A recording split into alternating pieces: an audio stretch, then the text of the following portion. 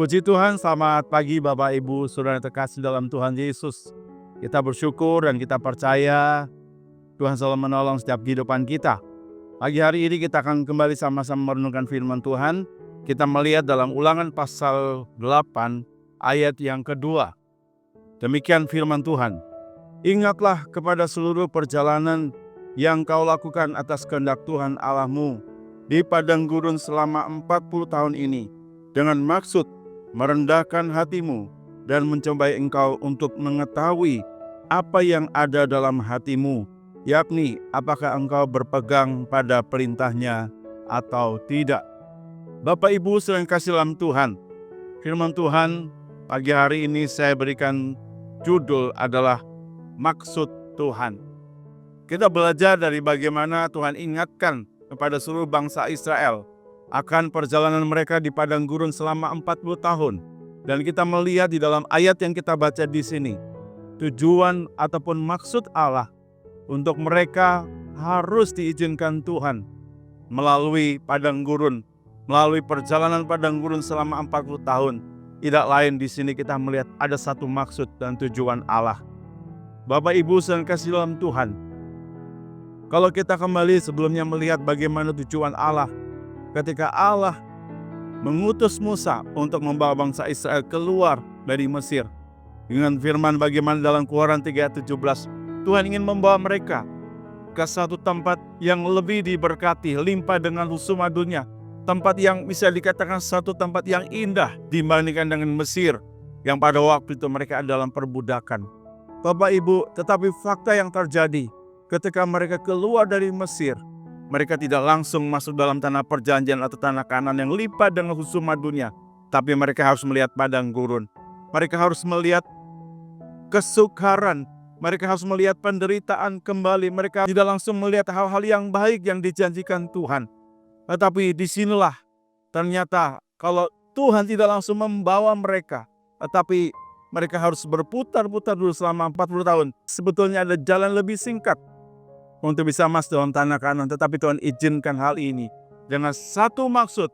Bagaimana di sini ayat ini mengatakan adalah bagaimana supaya Allah mengetahui apa yang ada dalam hati mereka. Padang gurun tadi saya sudah jelaskan, seringkali bicara bukan hal-hal yang menyenangkan, hal yang baik, tetapi padang gurun seringkali gambar tentang apa? Kesukaran, penderitaan, hal-hal yang tidak mengenakan. Tapi inilah Bapak Ibu, pelajaran penting buat kita semua. Tadi saya katakan Allah sudah berjanji membawa mereka kepada tanah Kanaan yang diberkati. Tetapi fakta yang mereka hadapi, mereka tetap menghadapi padang gurun, kesukaran, menghadapi penderitaan, belum bahaya yang lain di padang gurun. Kita tahu ada hewan-hewan yang bisa membinasakan mereka. Tetapi pelajarannya di sini, bagaimana hati mereka kepada Tuhan.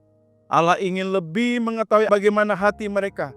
Apakah mereka tetap dikatakan di sini berpegang atau taat kepada perintah Tuhan, kepada ketetapan Allah atau tidak. Bapak Ibu yang kasih dalam Tuhan, di sini kalau kita bandingkan juga dalam Yohanes pasal 14 ayat yang ke-15, kalau kita bisa lihat di sana, jikalau kamu mengasihi aku, kamu akan menuruti segala perintahku.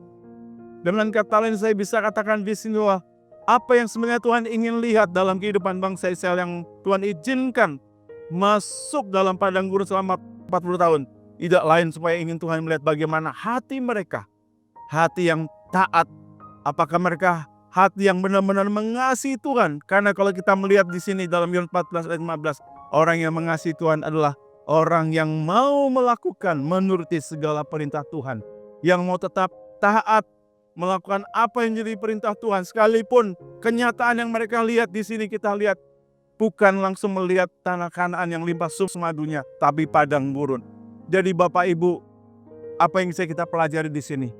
Kalau toh hari-hari ini, di tahun ini, perjalanan kita lewati ternyata juga Tuhan izinkan kita harus mengalami padang gurun, tetap mengalami kesukaran, mungkin ada penderitaan, ada banyak bahaya-bahaya mengancam kita. Tetapi tetaplah jaga hati kita. Hati yang seperti apa? Hati yang tetap mengasihi Tuhan. Hati yang tetap mau taat kepada ketetapan perintah Tuhan. Apapun keadaannya, apapun situasinya. Itulah yang Tuhan inginkan di tengah-tengah kehidupan kita. Tuhan melihat sampai kedalaman hati kita.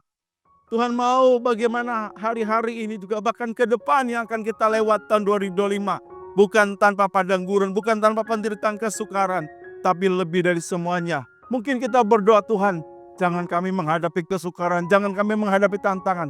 Tapi biarlah berdoa pagi hari ini, Tuhan, biarlah Engkau melihat hati kami. Sekalipun ada kesukaran, sekalipun ada tantangan, kami tetap jaga hati kami untuk tetap mengasihi Tuhan.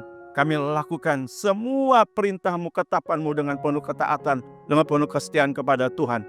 Dan kiranya Tuhan perhitungan itu hari-hari ini dalam hati kita. Kalau mungkin hari-hari ini Bapak Ibu mulai kecewa, Bapak Ibu mulai tidak lagi percaya kepada Tuhan, kembali kepada firman Tuhan.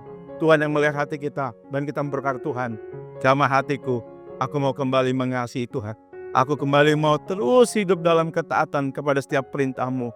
Apapun yang Tuhan izinkan dalam kehidupan kita, saya percaya Tuhan punya maksud.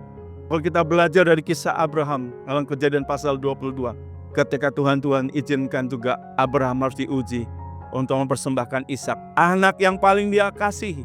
Tetapi kita lihat bagaimana Abraham lebih mengasihi Allah sehingga dia rela korbankan anaknya. Kita tahu bagaimana satu tindakan iman ketika Abraham mulai mau membunuh anaknya dengan pisau. Di situ malaikat Tuhan berkata, jangan Abraham. Allah sudah melihat, mengetahui bagaimana Abraham mengutamakan Allah dalam hidupnya. Abraham mengasihi Allah sehingga Allah melihat bagaimana ketika Abraham tidak segan-segan untuk melakukan perintah Tuhan sebagai wujud kasih Abraham kepada Allah. Maka kita melihat Tuhan siapkan anak domba untuk menggantikan Ishak. Dan di sini kita melihat Allah Yehova Jireh. Ada berkat Tuhan yang Tuhan siapkan buat kita yang mau tetap mengasihi Tuhan. Di balik kesukaran, di balik tantangan apapun, Tuhan lihat hati kita. Saya percaya itu yang lebih penting daripada semuanya. Biarlah hari-hari ini jadilah jemaat yang tetap mengasihi Tuhan. Amin. Kita berdoa. Tuhan Yesus, terima kasih. Kami bersyukur pagi hari ini lewat firman Tuhan, kami diingatkan kembali untuk mengerti isi hati Tuhan. Dan kiranya juga Tuhan boleh mengerti isi hati kami. Kalau mungkin kami ada dalam keadaan kesukaran seperti di padang gurun, kuatkan kami Tuhan, dan kami percaya Roh Kudus yang akan terus memberikan kasih-Mu dalam hati kami, sehingga kami terus boleh taat, setia mengasihi Tuhan. Kesukaran apapun tidak membuat kami jauh daripada Tuhan, tapi kami menjadi pribadi yang semakin taat, menjadi pribadi yang terus mau mengutamakan Tuhan, mengasihi Tuhan dengan sungguh-sungguh. Dan kami percaya Engkau melihat hati kami Tuhan. Lebih dari apa yang kami hadapi, Tuhan, kami percaya dalam kesukaran Engkau melihat hati kami yang tetap teguh di dalam firman Tuhan. Berkatilah jemaat-Mu Tuhan, apapun yang sedang kami hadapi, di balik kesukaran, Tuhan sudah siapkan pertolongan. Di balik tantangan, Tuhan sudah siapkan jalan keluar apapun yang kami butuhkan. Sebagaimana Tuhan berkati Abraham, Tuhan juga berkati kami yang mau mengasihi Tuhan. Apa yang tidak pernah kami pikir, apa yang tidak pernah timbul dalam hati, dan apapun Tuhan yang kami pikirkan, Tuhan sediakan bagi kami yang mengasihi Tuhan. Terpujilah nama-Mu Tuhan, dalam nama Tuhan Yesus Kristus. Haleluya. Amin.